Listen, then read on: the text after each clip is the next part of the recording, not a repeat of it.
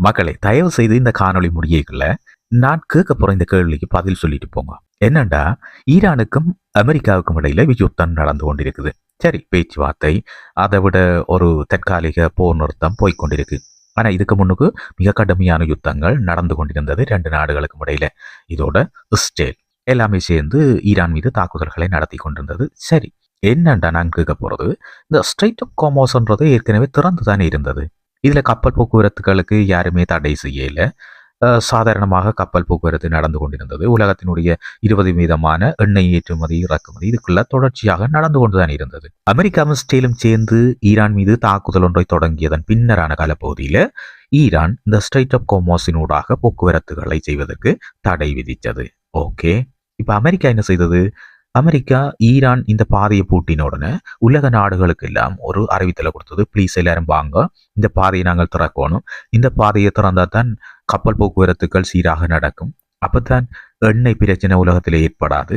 ஆகவே ப்ளீஸ் எல்லாரும் ஹெல்ப் பண்ணுங்கன்னு சொல்லி எல்லா நாடுகள்கிட்டையும் கேட்டது. குறிப்பா இந்த அமெரிக்காவுக்கு நல்ல உறவாயிருக்கிற நட்பு நாடுகள் இருக்கு தானே, குறிப்பா நேட்டோன்னு வச்சுக்கொள்வோம்.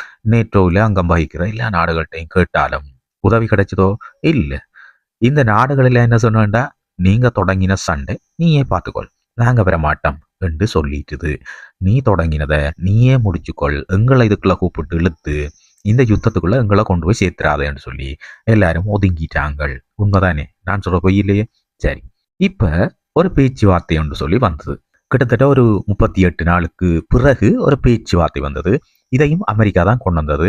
அதோட ஒரு தற்காலிக யுத்த நிறுத்தத்தையும் கொண்டு வந்தது. பாகிஸ்தான் வந்து இறங்கி கதைச்சி ஒரு மாதிரி இந்த பேச்சுவார்த்தைக்கு 2 பக்கத்துல இருந்து மாக்களை இழுத்து கொண்டு போய் பாகிஸ்தான்ல பேச்சுவார்த்தை நடந்தது. முறிஞ்சுது. அந்த பேச்சுவார்த்தையில சும்மா ஈரானுக்கு போட்டு அதை செய்யணும் இதை செய்யணும், இதை செய்யக்கூடாது அதை செய்யக்கூடாது 1000 அழுத்தங்களை கொடுத்தோன்னா ஈரான் சொல்லி இந்த கதைக்கெல்லாம் சரி வராது, நான் போயிட்டு வரேன்னு சொல்லி எல்லாத்தையும் தூக்கி எறிஞ்சு போட்டு தங்களோட நாட்டுக்கு போயிட்டாங்க. இப்ப அமெரிக்கா வெளியில வந்து என்ன சொன்னது சொல்லுங்க.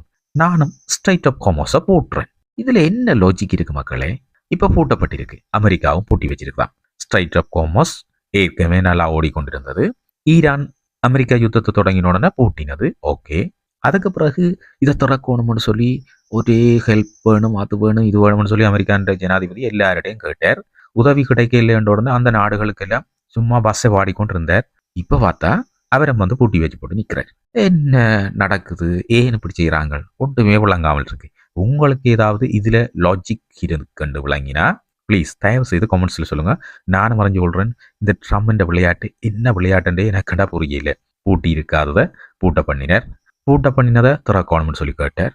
பிறகு இப்ப அவரை பூட்டி வச்சு கொண்டு ஒரு தரம் போகல இந்த பாதையால என்று சொல்லி தடாலடியா ஒரு கேட்டை போட்டுட்டு நிற்கிறார். இப்ப யார் திறக்கிறது? ஒன்றுமே விளங்கையில. ப்ளீஸ் யாருக்காவது இந்த லாஜிக் விளங்கியிருந்தா எக்ஸ்பிளைன் பண்ணுங்க, நாங்களும் தெரிஞ்சு கொள்வோம். வீடியோ பார்க்குறாக்களும் மெட்டாக்களும் தெரிஞ்சு கொள்ளட்டும். அதை விட உங்களுக்கு இந்த மாதிரியான கேள்விகள் எழுந்ததா இந்த பிரச்சனையிலன்னு சொல்லி இருந்தா கமெண்ட் பண்ணுங்க, அறிஞ்சு கொள்வோம். ஓகே, மீண்டும் ஒரு உலக வீரத்தோடு உங்களை எல்லாரையும் சந்திக்கிறேன். வணக்கம்.